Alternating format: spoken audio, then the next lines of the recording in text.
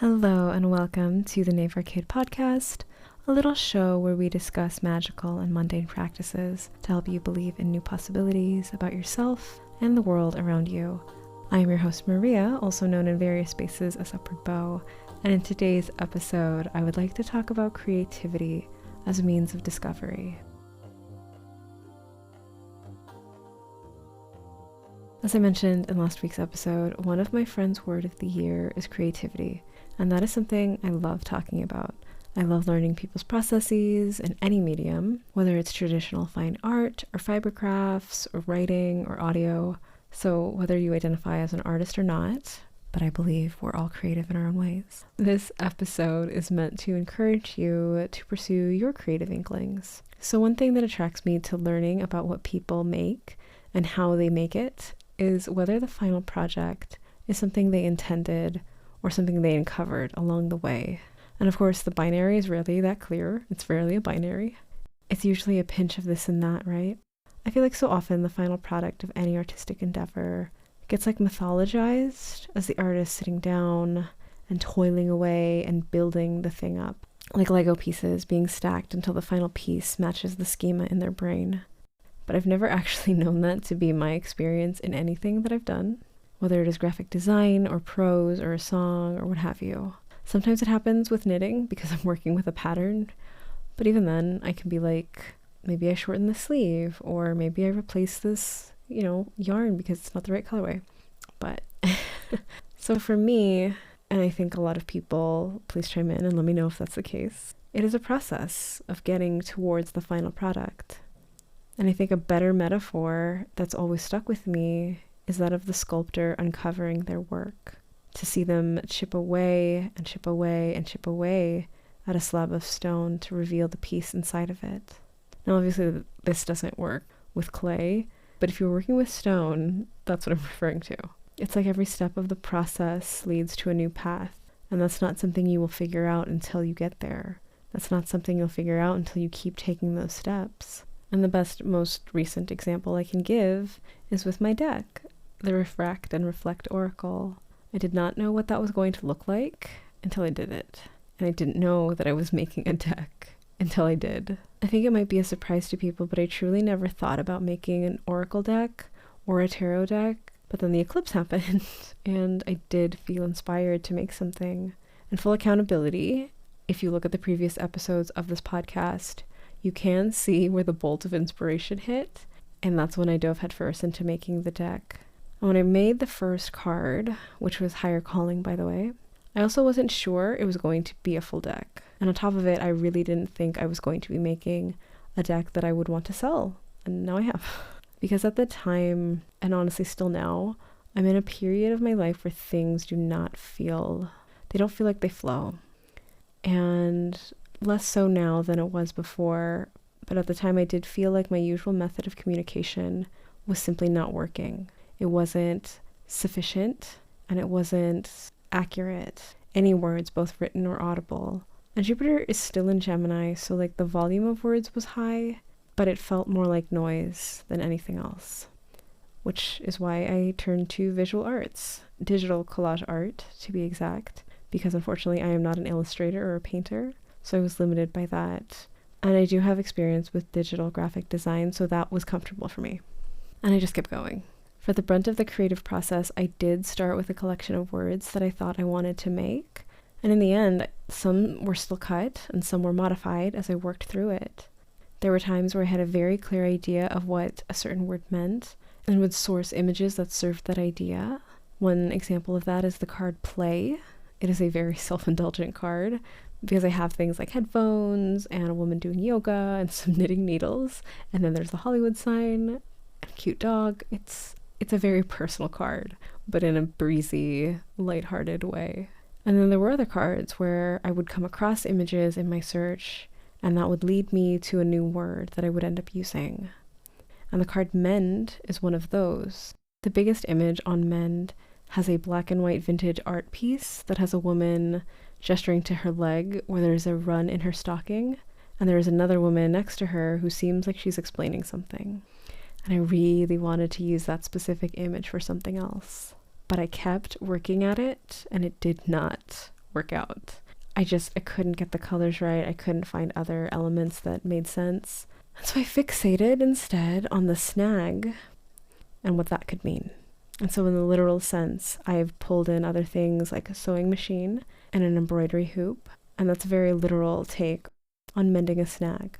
But if we think of the humanity that is in the image, what does it really mean to mend something? So I brought in a little phone on a stool, and then I added little toadstool mushrooms that are growing on the side of it, because I wanted to convey a sense of communication being the key to repairing an issue, and that sometimes there is a deadline on those issues, because things can fester if you don't address them immediately, or within a certain time period. And if you have my deck, you know that these elements aren't immediately visible. You generally have to rotate the card, and that is a feature, not a bug. And it's also something that I didn't initially intend to have. I did not set out to be like, I want to have a card that you have to turn around to figure out the quote-unquote full meaning of the card. That was something that I, for lack of a better word, stumbled upon. I knew I wanted it to be square because square cards are underrated, and I really wanted to have something that looked fun on my altar. But the more I thought about it, the more I thought, yeah, sometimes we read cards in reverse. And if I'm going to have a square card, it should be like, let's lean into it. So being able to spin the cards would change what you saw immediately. But I don't want to discount the personal and emotional side of all of this. There are some cards that are significantly personal and deeply emotional, maybe a little upsetting now that I think about why I made them. Without getting too into it, Revelations is one of those cards, and I don't want to skew anyone's perception of it because I firmly believe in others making their own meanings and deriving their own understanding of a card. But, that card actually does have some significant and specific heartbreak tied to the imagery, because heartbreak is a type of revelation, right? We learn something about someone or the relationship or ourselves or all three, and it feels like a whirlpool and a light bulb. And of course, electricity and water are not a safe combo, but that's the dynamism of a revelatory truth. It doesn't feel safe. It feels electric. It feels risky to know something that changes everything. And I also have a big cityscape in the background because I wanted to convey the idea that there are galaxies of experiences for every single person who may be in the hundreds and hundreds and hundreds of rooms in a single block. So there's a depth to all of these things that can't easily be understood at once. It is depth, it is rich and complex, and it's heartache.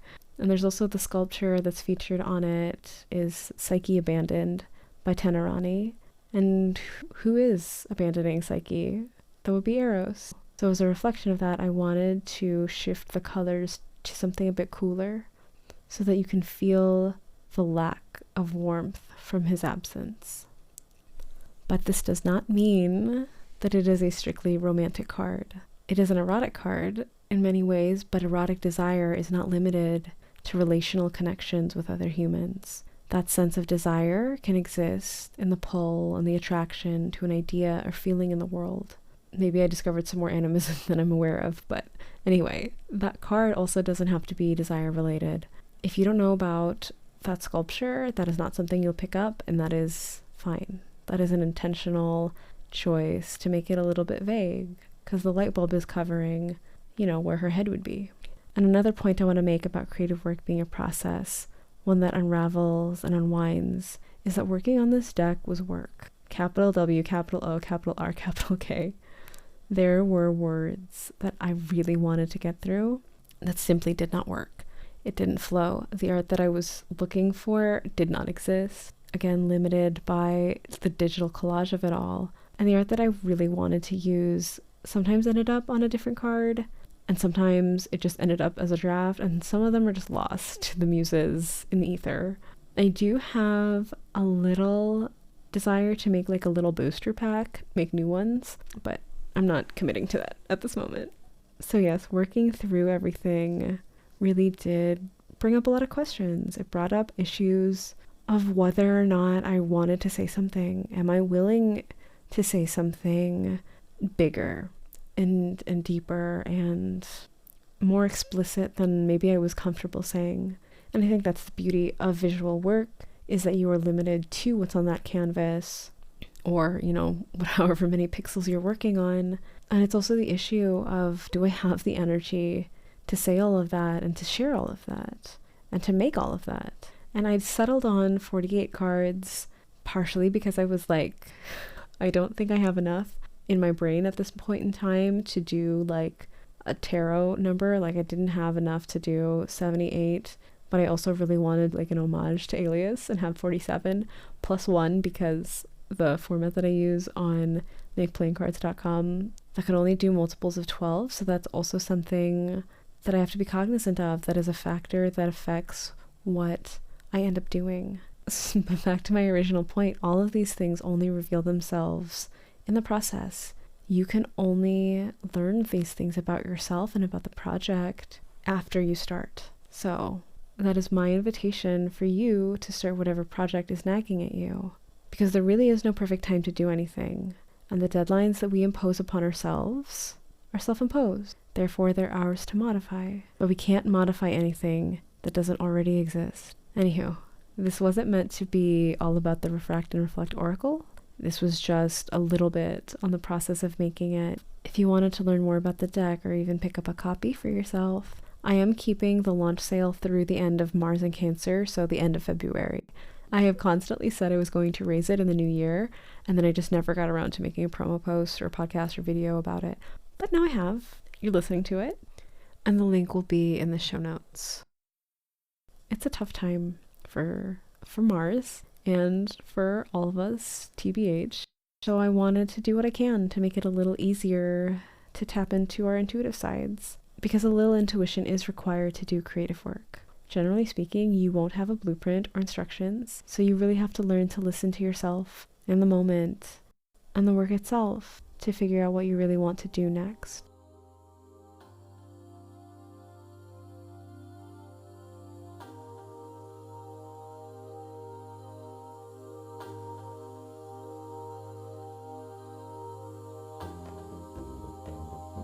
If you enjoyed this episode, please consider sending it to a friend who you feel might benefit from its message.